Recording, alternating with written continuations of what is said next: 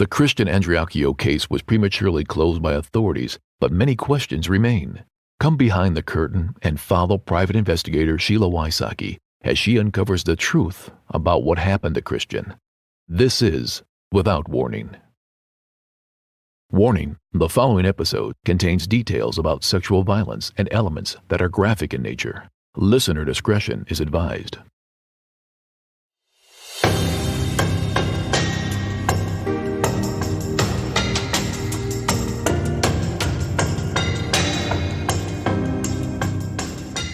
The last two episodes have been about how the case started, from the 911 call to the crime scene.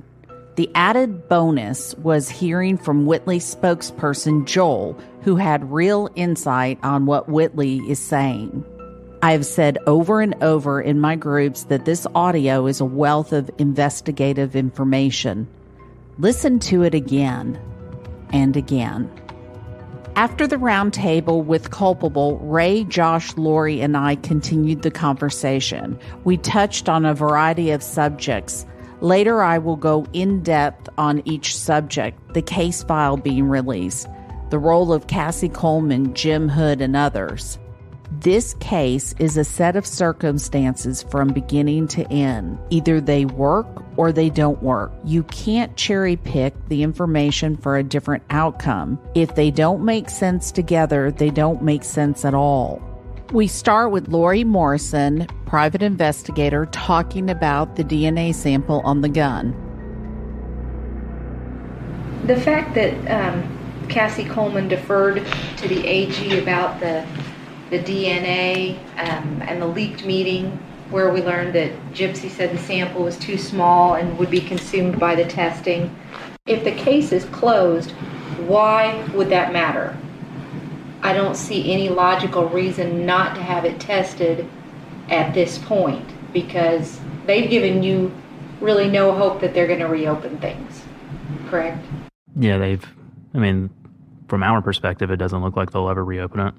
And the whole DNA discussion as far as, Bilbo refusing and talking about CODIS, and we've talked about how that really shouldn't have been an issue, that if they were saying it was a suicide, what would it matter whether it was CODIS or not? There also was no one in this, and I guess you'd say the people of interest, that group that should show up in CODIS except for possibly Hayes. So that whole argument never really made sense. And then, of course, we didn't know anything about Gypsy saying this about the small sample and the reason why they didn't release it. We were just given, until the meeting was leaked, we were just given the answer that they didn't really know where the sample was and thought that it was out of state, and then quit communicating with us about it at all. Okay, they thought it was out of state because they thought one of the people had sent it off for testing? Why else would it be not in their custody? Well, Roger Wade this was through email, and he just, when I sent an email requesting for them to release it to an outside lab for testing, his response was, is our understanding the sample is out of state in a lab. And so I checked to make sure that it was at the crime lab. It verified it was there, sent him a message back saying, no, it's in Pearl, or I think it's either Pearl or Petal, where your crime lab is. And then he never responded back. And that was the last email actually that I ever got from him.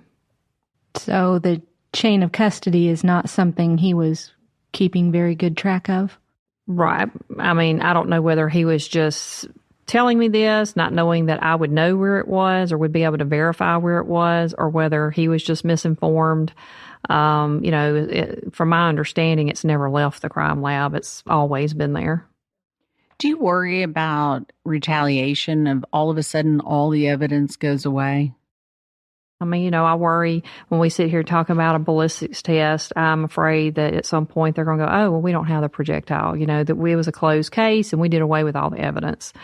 I spoke to an attorney from Alabama this past week, and he was saying, how that even talking about the case file being released, that he didn't understand why the case file was released or anything, was released, because he said it's not like they didn't know that you weren't fighting to get this case reopened. It would be different if the case had been sitting there dormant for 10 years, but there's been controversy and conflict surrounding this case really from the beginning. And so, he said that with them releasing it, that he felt like it was in an effort to sabotage further prosecution of the case. And who is Roger Wade? He is one of the investigators in the Public Integrity Unit. He and Gypsy Ward were the two assigned to Christian's case, but Gypsy kind of took point. He was rather more of a passive role from kind of how I took it. He was the one who had to communicate with me. Gypsy would never communicate with me. He was kind of the spokesperson for the investigators. You had mentioned in a previous discussion that the bullet was flattened in a way that type of ammunition typically isn't, unless it would maybe strike a very, very hard substance or surface. To me, that has a lot of implications in a lot of different directions. What do you make of that? I mean, I don't think there was anything in that bathroom that it could have hit to deform it that way. I mean, what in the bathroom is denser than lead? I mean, it's just drywall, wood, and fiberglass. I mean, there's nothing in it that a bullet can strike that's denser than the bullet itself and flatten it and stop it dead in its tracks. And then, ricochet. Doesn't ricochet off wood, and it doesn't ricochet off fiberglass either. And this was the bullet that no testing had been done on for any kind of tissue, blood, like you said, sheetrock, any kind of fiberglass. Never tested anything on that bullet. I mean, if they even still have it, I assume they put it in a bag somewhere, and that's where it's at the whole time. So you've seen pictures of it, though? Yeah. And the same with the gun. Have you seen pictures of that? Yeah, we've seen pictures of the gun and pictures of the casing. And I know you described the gun as being a lot cleaner than you would have expected it to be. Yeah. For someone who had shot themselves in the head. It was clean, but it was also like manually clean because they found no traces of blood on it at all. Like, not that somebody just, wiped blood off, but somebody cleaned it with an agent that removed any trace of there ever being a chance that blood could be found on it anywhere. Well, either that or it wasn't the gun used. Yeah. One or the other. And that includes in the barrel too.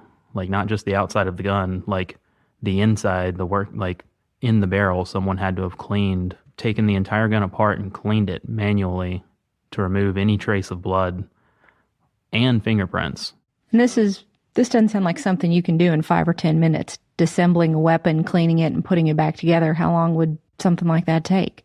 I mean, if you really knew what you were doing, do like a standard, clean a 1911, it probably wouldn't take too long, but that doesn't include using something that is going to strip all the grease off of the gun as well.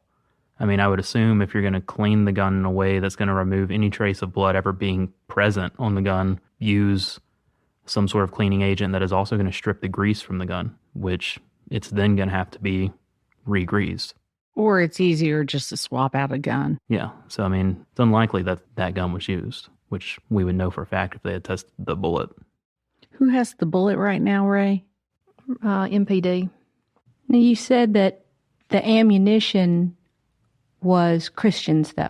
I mean, it was black Talon, and he did have a box of black Talons. I mean, I would assume it was his. That's what was found in the bathtub. Like, that's the projectile that was found. Whether that's what was used, You said I don't know. That brand had been discontinued, so it's not like a lot of people would have that in their possession.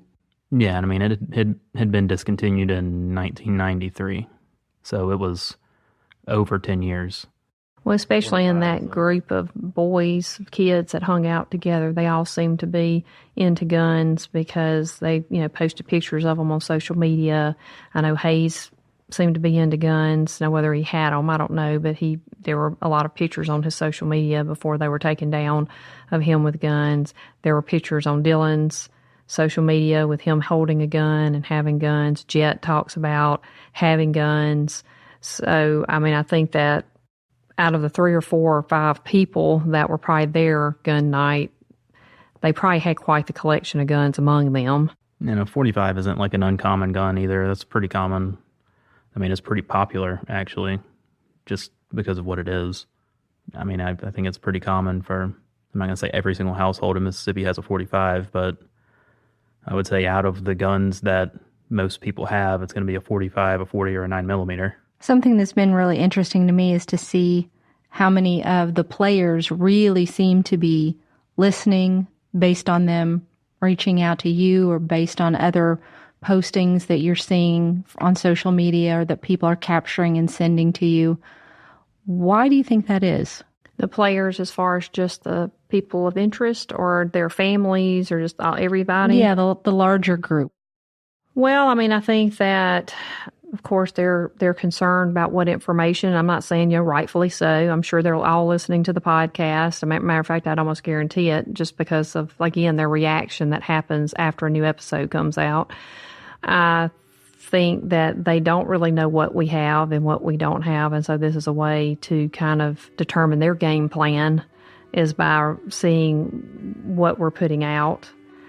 And I think, of course, they use that also as a way to retaliate against us by then taking some of the information and trying to persuade people that our information is either dishonest or it's not accurate or whatever the case may be.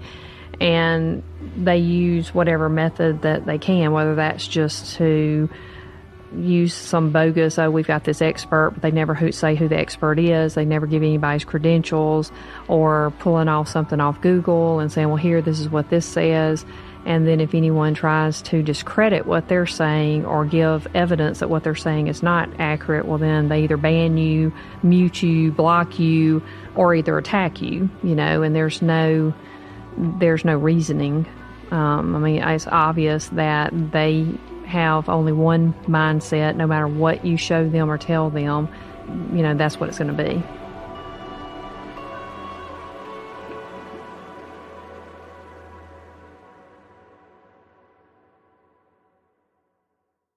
This episode is brought to you by Home Advisor. Finding the right pros for home projects can be tough and spark a lot of questions like, how do I find a pro who can help? Will they do a good job? Will I get a fair price? That's where Home Advisor can help.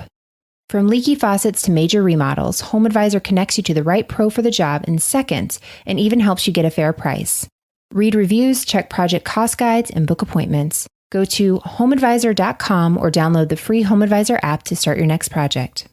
Why do you think that when the case file was finally released, you've noted there are parts missing?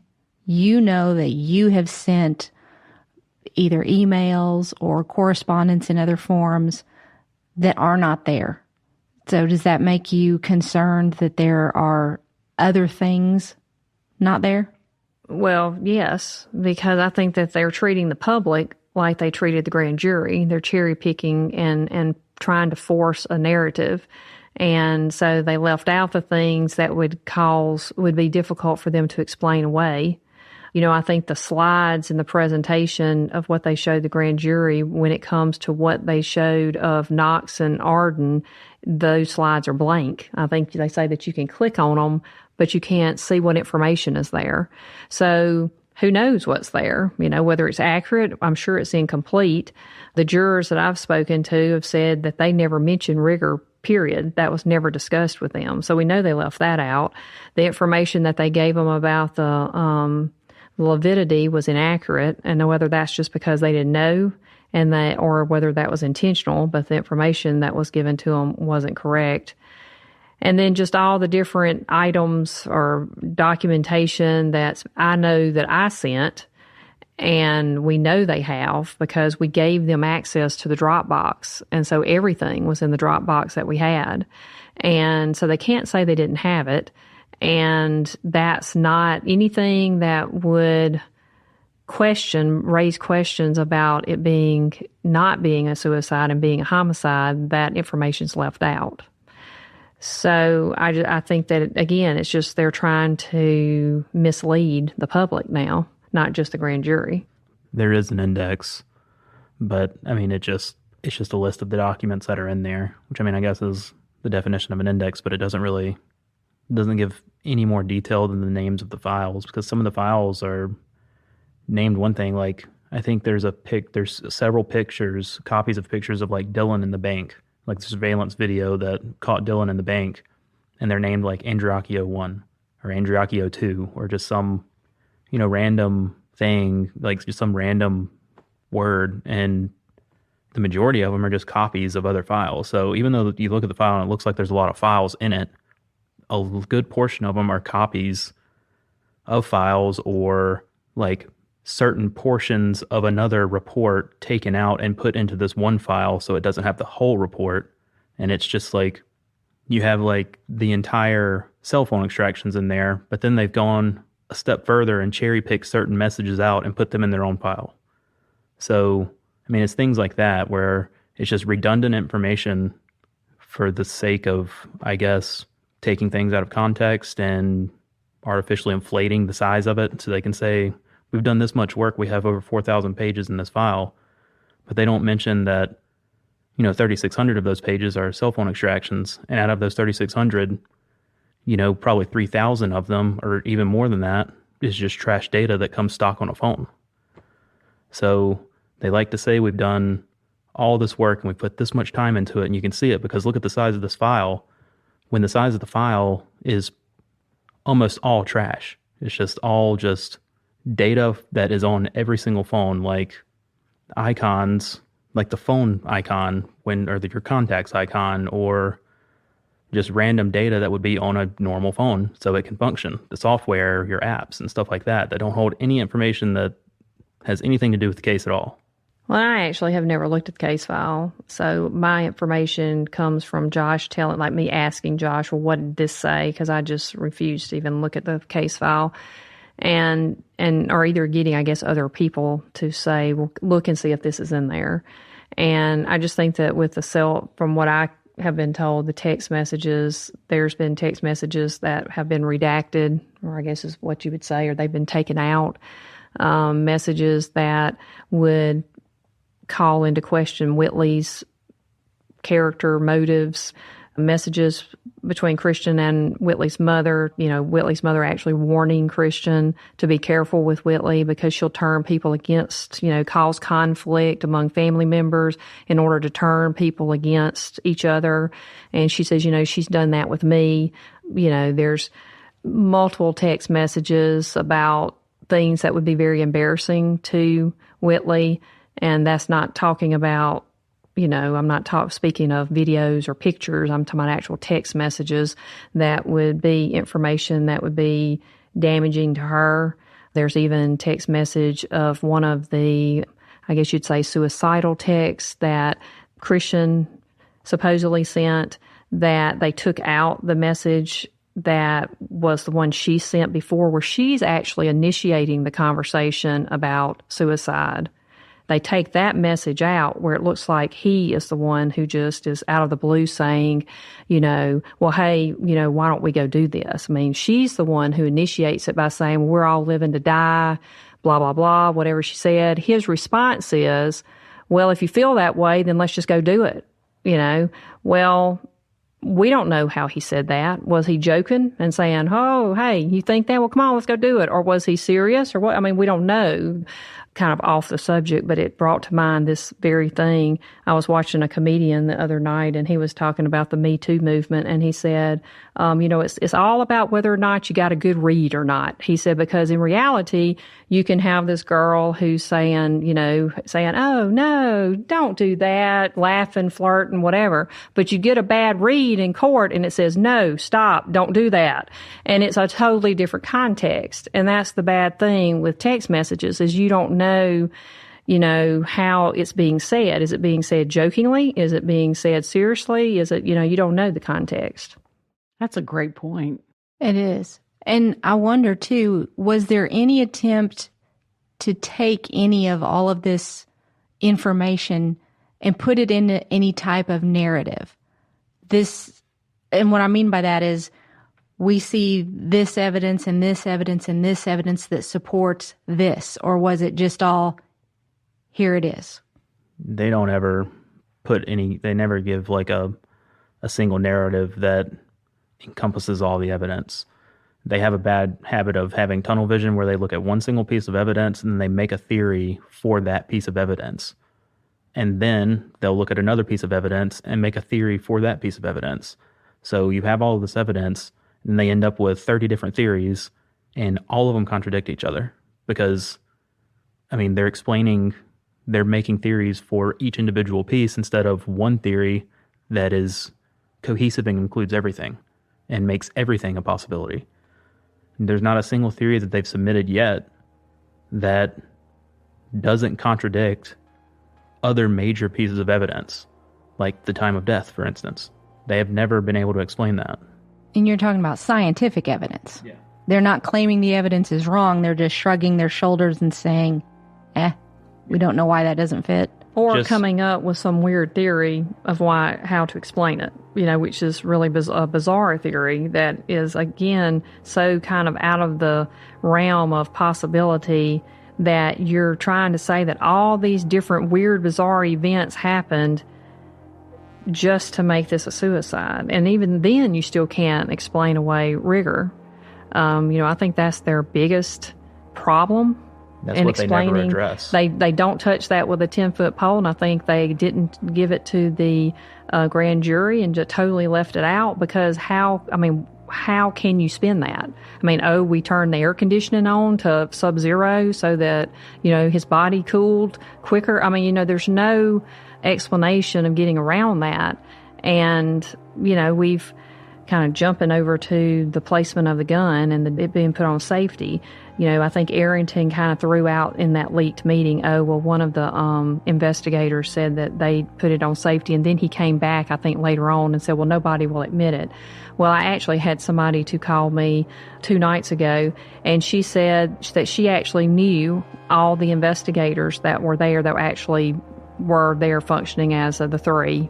And she said she had personally spoke in this past week with all 3 of them, and they all 3 denied that they put that gun on safety. And they said, Thompson even told her, when I arrived, the gun was in the position it was in and it was decocked. And none of the 3 gave any indication that they thought that someone put that gun on safety and then stuck it back in the position it was in. So, again, they're trying to force a narrative, but yet they can't give us a name of who told you this. If you notice, if they say, just like Cassie said about the grand jurors, well, in her statement, well, I've spoken to a grand juror and they say that everything was presented appropriately. Well, number one, how do you know if it was presented appropriately if you don't know what information you weren't given? And number two, okay, give me the name. I got all 15 names, and we've attempted to talk to all 15. 5 of them I have on record. So give me the name, because I'd like to know, but I still have yet to have a name given.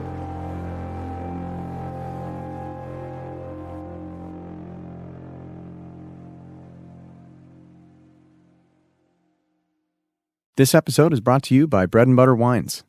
Bread and Butter Wines are so easygoing, they go well with anything and any day. Pinot and potluck? You got it. Rosé and Wednesday?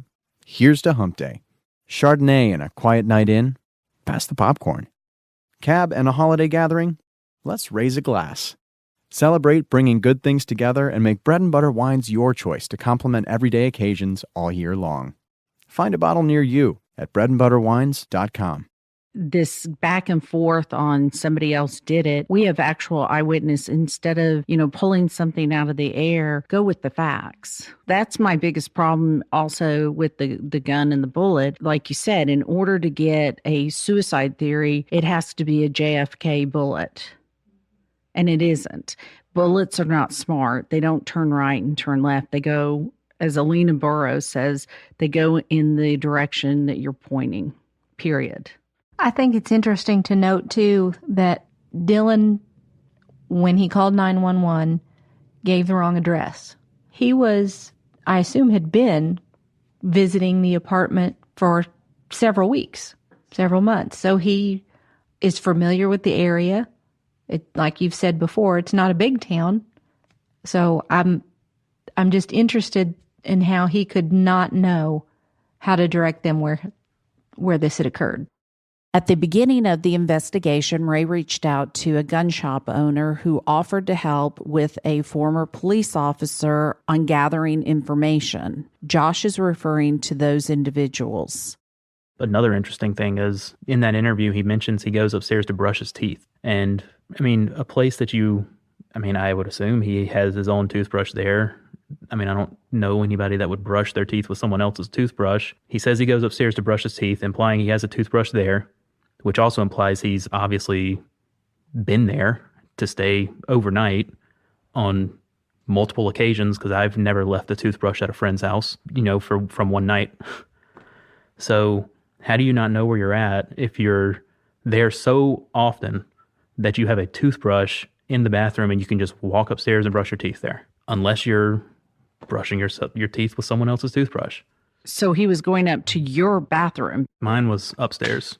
I mean, I assume he was staying in my room. I mean, that's just what I'm guessing. We went into the conversation of the 911 call, which I've already shared on episode 1. Then the conversation turned to the experts that have weighed in on this case. I mean, that's the thing, is these experts, they don't have a dog in the hunt, my favorite saying. Well, they're also not going to sign their name and their entire life's reputation and work just to do somebody a favor.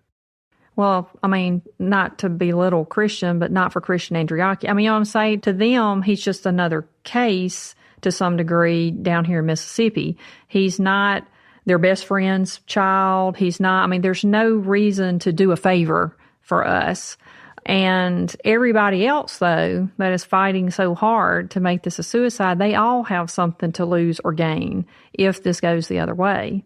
I mean, you could almost go down the row on Facebook and see who's liking these posts and go, okay, that's a Cassie supporter. Okay, that's Dylan's mother. That's Dylan's aunt. That's Whitley's mother, Whitley's aunt, Frankie's friend, and there's a connection to that little group of people who either one would probably be arrested, or it's a family member of someone who's going to be arrested, or it has something to do with the election. I'd also like to note that there's not a single expert that they have found that is willing to sign their name saying that it's suicide, except for a medical examiner who no longer has a job. Her work has been called into question multiple times, and I thought it was interesting that after Christian's case, there was a high profile, kind of similar situation in Laurel, Mississippi, with a young lady who was dating an older, wealthy man who she was shot in his garage and in her car, and they said that she killed herself. It was a lot of discrepancies, a lot of weird things surrounding it. It went to trial.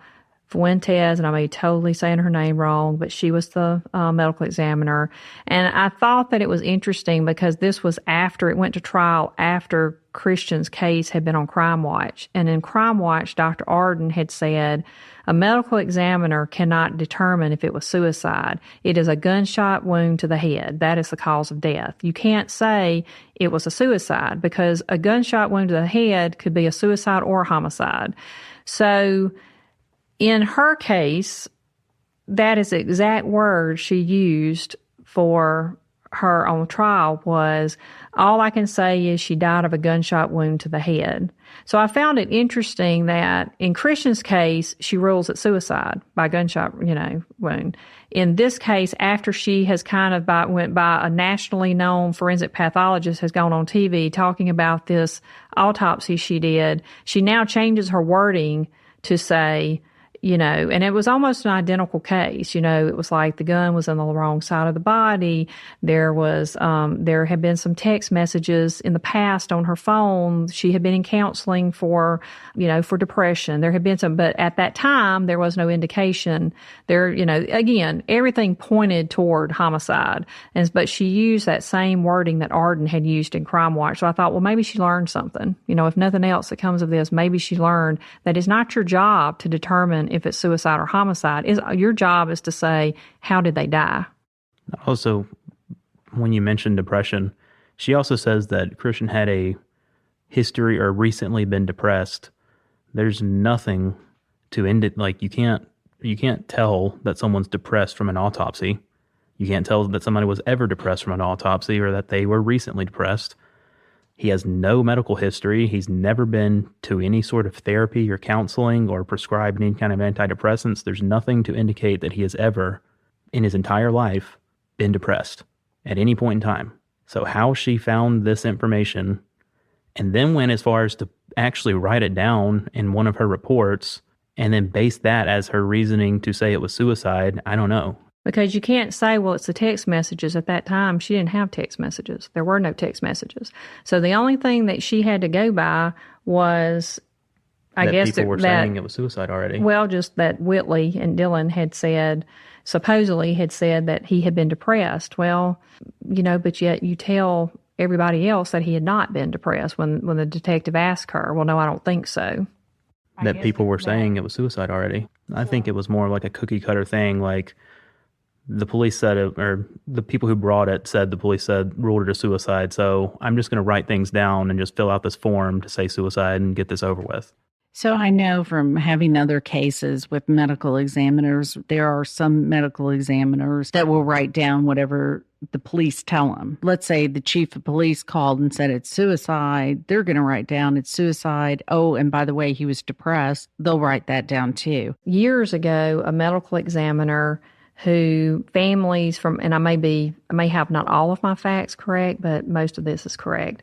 There was a medical examiner that was being accused by families of doing that very thing, putting down the cause of death as what the DA, and it wasn't just Bilbo, it was several counties, DAs in different counties, that this was being alleged.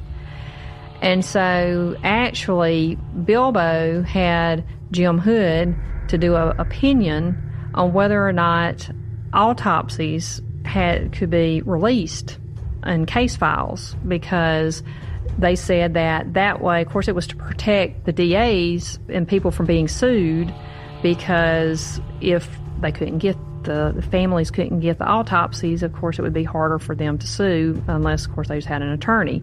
So Jim Hood put out an opinion saying that autopsy reports were excluded from FOIA because it was part of work product and that they didn't have to be released for FOIA requests. So I thought it was very interesting that all that was thrown out the window for Christian's case, and it was Jim Hood, who was the Attorney General still. It was Bilbo's office. That was, even though he wasn't DA, it was now Cassie, but it still might as well say Bilbo's office. And now they feel like both of these people who had gone the extra mile to say autopsy reports shouldn't be released to the public, they're the ones pushing to release it and do release it.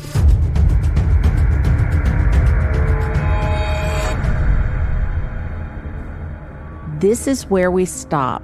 We'll pick up the case file conversation later. Thank you all for joining Rae and her family to stand up against this behavior. I will go back to the forensics next week with Elena Burrows, Mark Gillespie, and Mike Martinez. The t-shirt #NotSuicide proceed goes to help Rae advertise Christian's case and also the production of the podcast. If you have a problem with helping Rae, don't buy them. For those who have bought them and sent pictures, thank you.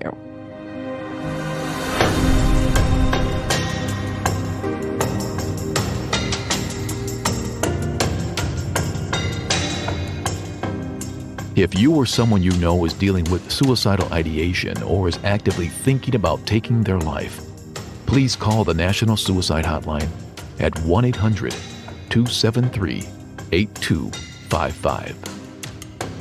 If you enjoyed listening to this podcast, join Patreon today.